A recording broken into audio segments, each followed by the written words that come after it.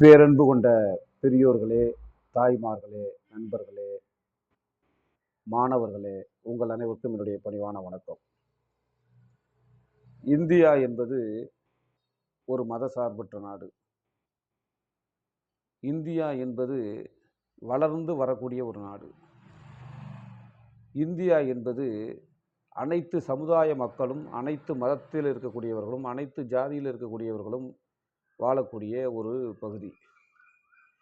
இப்படி இருக்கக்கூடிய இந்த இந்திய நாட்டில் பார்த்தீர்கள் என்று சொன்னால், உணவு பஞ்சம், உடை பஞ்சம், இருக்க இடம் பஞ்சம், இது மாதிரியான பஞ்சங்கள் நிறையா இருக்குது.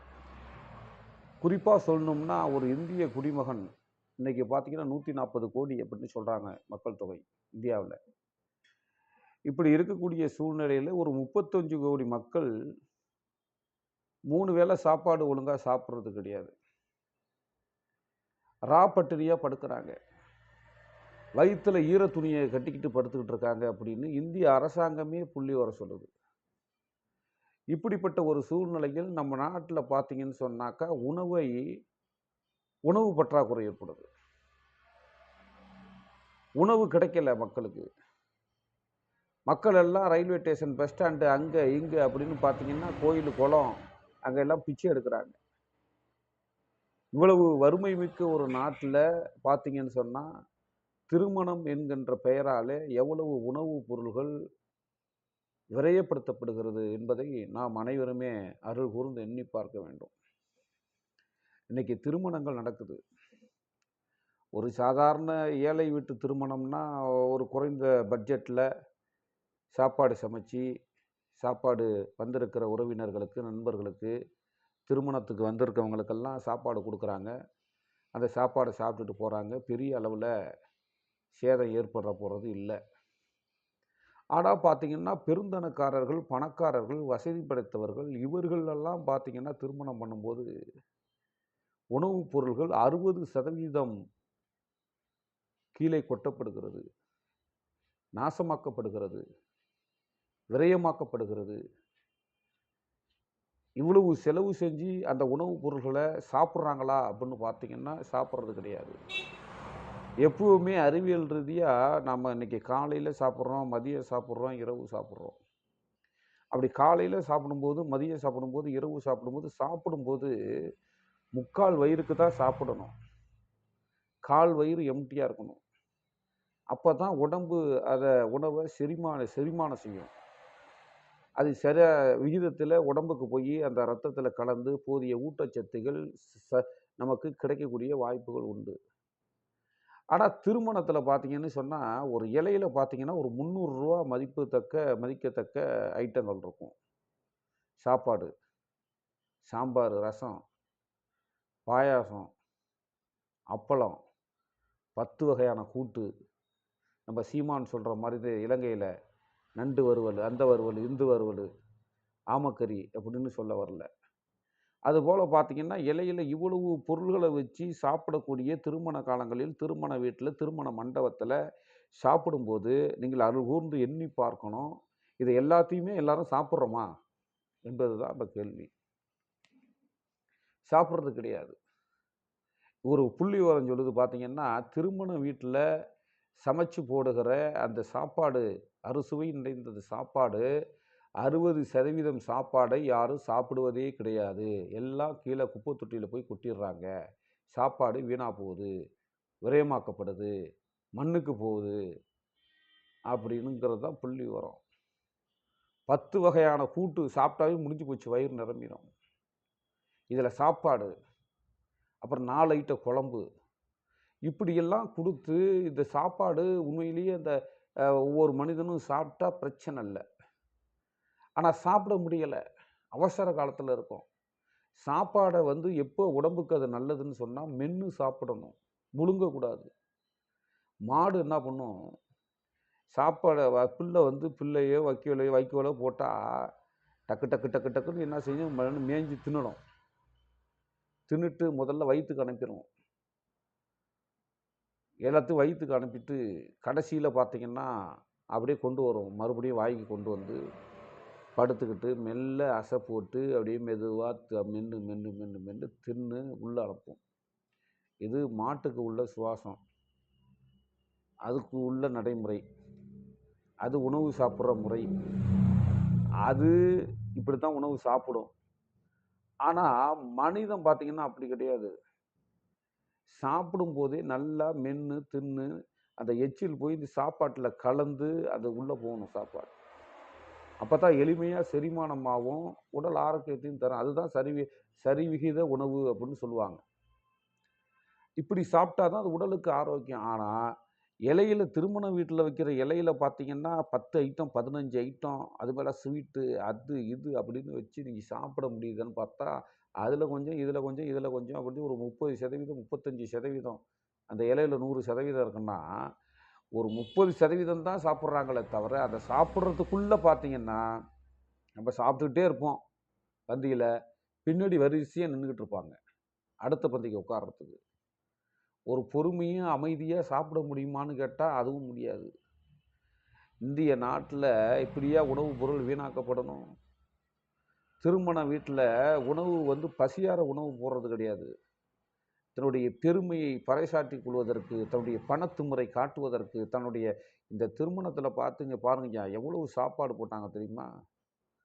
10 வகையான கூட்டு, 15 வகையான கூட்டு, வறுத்த கோழி வறுவல், மட்டன் கறி, கூட்டு, முட்டை, அது மீன் இதெல்லாம் போட்டாங்க அப்படின்னு மக்கள் எல்லாம் பேசிக்கணும், பெருமையாக பேசணும்.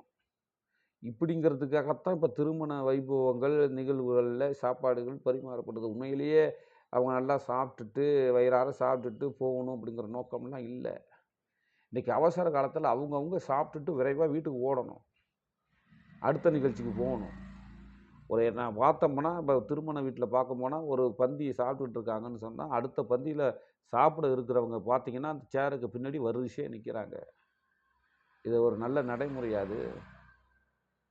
இது எவ்வளவு தான் கட்டுப்படுத்தினாலும் கட்டுப்படுத்த முடியாத நிலைமை தான் இருக்குது. நம்மளே ஒரு திருமண வீட்டுக்கு போகிறோம்னு சொன்னால் சாப்பிட்டுட்டு விரைவாக போகணும்னு நினைக்கிறோம். அவசரமாக லபக்குன்னு வாத்து மாதிரி எடுத்து கொதிட்டி வாத்து அது மாதிரி தான் எடுத்து டபக்குன்னு முழுங்கிடும். அது மாதிரி தான் நம்ம வந்து சாப்பிட்டுட்ருக்கோம். ஆனால் ஒரு ஏழையாக இருக்கக்கூடிய நாடு, ஒரு வளர்ச்சி குறைவாக இருக்கக்கூடிய நாடு, வளர்ந்து வர்ற நாடு, இன்னும் உணவில் பற்றாக்குறையாக இருக்கக்கூடிய நாடு, குடிக்க கூழ் இல்லை, குழந்தைக்கு பால் இல்லை, குளவிக்கல்லுக்கு பாலாபிஷேகம் ஊற்றக்கூடிய மூடநம்பிக்கை மிகுந்த ஒரு நாடு. இப்படி இருக்கக்கூடிய ஒரு நாட்டில் உணவுகள் 60% வெட்டியாக விரக்தியாக வேஸ்ட்டு, அதை வந்து பயன்படுத்தாமல் சீரழிஞ்சு போகுது, அது வீணாக போகுது அப்படின்னு சொன்னால் இது தவறு இல்லையா? அது இன்னைக்கு சாப்பிடாம எவ்வளவு மக்கள் பசியும் பட்டினியுமாக இறந்து போகிறார்கள், ஊட்டச்சத்து இல்லாமல் இருக்கிறாங்க. குழந்தைகளுக்கு ஊட்டச்சத்து கிடைக்காம குழந்தைகள்லேயே செத்து போகிற நாடு, செத்து பிறந்து வயிற்றில் இருக்கும்போதே செத்து போகுது, தாய்க்கு ஊட்டச்சத்து இல்லைன்ட்டு. இப்படியெல்லாம் வளர்ந்து இருக்கக்கூடிய ஒரு நாட்டில் திருமணம் என்கிற பெயராலே, விசேஷம் என்கிற ஒரு பெயராலே எவ்வளவு உணவுப் பொருள்கள் விரக்தி வீணடிக்கப்படுது என்பதை பொதுமக்களாகிய நாம் தயவு செய்து அருள்கூர்ந்து தெரிந்து கொள்ள வேண்டும். இதெல்லாம் வருங்காலங்களில் குறைக்கணும். தந்தை பெரியார் இருந்தார்னா கடுமையாக இதை எதிர்த்து மிகப்பெரிய இயக்கமே நடத்துவார். எப்படி மூட நம்பிக்கைக்கு ஒழிப்பு இயக்கம் நடத்துகிறாரோ அதுபோல் உணவு பற்றாக்குறைக்கு பெரிய இயக்கம் நடத்தக்கூடிய நிலை தந்தை பெரியார் சிக்கனமாக இருக்கணும்பார். இவ்வளவு விரக்தி வேஸ்ட் பண்ணக்கூடாது அப்படிம்பார். உணவு என்பது கிடைக்காம இன்றைக்கி மக்கள் எல்லாம் தவித்து செத்து போய் கொண்டிருக்கிறார்கள். ராத்திரியில் சாப்பாடு இல்லாமல் தவித்து கொண்டிருக்கிறார்கள். எங்கடா ஒரு பன்னு டீ கிடைக்கும்னு எல்லாம் அலைஞ்சிக்கிட்டு இருக்காங்க. இப்போ இப்படிப்பட்ட காலத்தில் திருமணத்தில் தன்னுடைய பெருமையை பறைசாட்டணும், பணத்துமுறை காட்டணுங்கிறதுக்காக நீங்கள் வந்து 60% உணவை நீங்கள் வீணாக்குறீங்க அப்படின்னு சொன்னால் இது தண்டிக்கப்பட வேண்டிய குற்றச்செயலாக ஆக்கப்பட வேண்டும். ஒரு நல்ல அரசாங்கம், ஒரு நேர்மையான அரசாங்கம், நாணயமாக அரசாங்கமாக இருந்துச்சுன்னு சொன்னால் என்ன செய்யணும்? உணவுப் பொருள்களை விரயப்படுத்துகிற, வீணடிக்கிற அந்த மக்கள் மீது கிரிமினல் குற்றமாக பாவித்து அவர்கள் மீது நடவடிக்கை எடுக்கணும். அதெல்லாம் கிடையாது. இவன் தான் குளவி கல்லுக்கு போய் பாலை ஊற்றிக்கிட்டு இருக்கான நம்ம நாட்டில் எல்லாம். பால் இல்லாமல் குழந்தைகள் எல்லாம் தவிக்குது. ஆனால் கல் சிலைக்கு போய் கடவுளுங்கிற பேரால் பாலை ஊற்றுறானா இல்லையா? குடிக்க கூழ் இல்லை, குளவிக்கு குடிக்க கூழ் இல்லை, குளவி குடிக்க கூழ் இல்லை, குழந்தைக்கு பால் இல்லை, குளவி கல்லுக்கு பால் அபிஷேகம் ஒரு கேடா என்று இந்த பெரியார் கேட்டது போல, இன்றைக்கு உணவுப் பொருள்கள் திருமணம் என்கிற பெயராலே, விசேஷம் என்கிற பெயராலே, நிகழ்வுகள் என்கிற பெயராலே 60% 100% உணவு அங்க சமைக்கப்படுது அப்படின்னு சொன்னா, அதில 60% உணவு வீணாக்கப்படுகிறது. வீணாக்கப்படுகிறது. இதை முற்றிலுமாக தவிர்க்க வேண்டும். எப்படி தேர்தல் கமிஷன்ல ஒரு வேட்பாளர் இவ்வளவு தான் செலவு பண்ணணும் அப்படின்னு சொல்லி, அதுக்கு கால நிர்ணயிச்சு இதுக்கு மேல போணுச்சுன்னா அவன் மேல நடவடிக்கைன்னு சொல்றாங்களோ, ஒரு திருமணம் இப்படி தான் நடக்கணும்.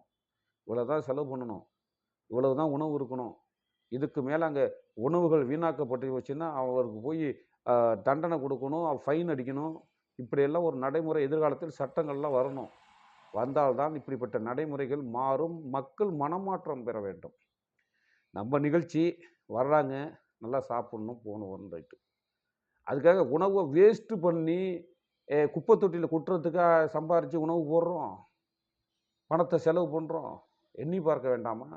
ஆகவே அருமை தமிழின பெருமக்களே, பெரியோர்களே, நண்பர்களே, பொதுமக்களே, அது கூர்ந்து எண்ணி பாருங்க.